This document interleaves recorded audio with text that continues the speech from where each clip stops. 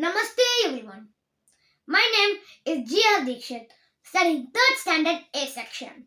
And today I am going to recite a slogan about our goddess Lakshmi. This slogan is called Mahalakshmi Ashtakam Stotram.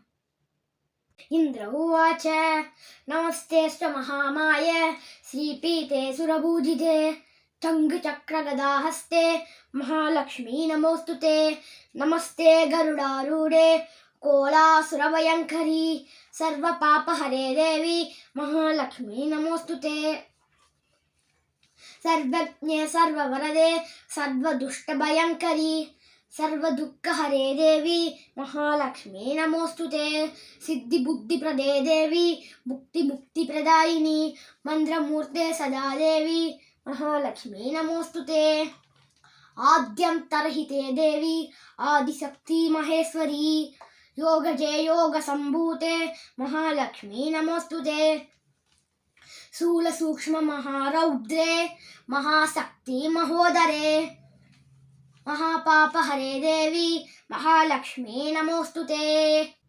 पद्मासनस्थिते देवी परब्रह्मा स्वरूपिणी परमेशी जगन्मातर महालक्ष्मी नमोस्तुते श्वेतांबरधरे देवी नानालंकारभूषिते जगत्स्थिते जगन्मातर महालक्ष्मी नमोस्तुते फलश्रुति महालक्ष्मी अष्टकं स्तोत्रम् यप्पठेत् भक्तिमान् निरः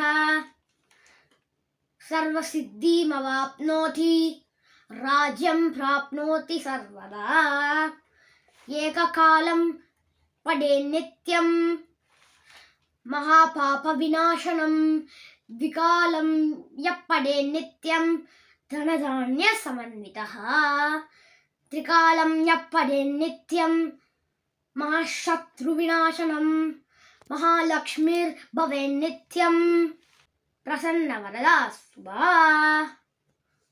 धन्यवाद।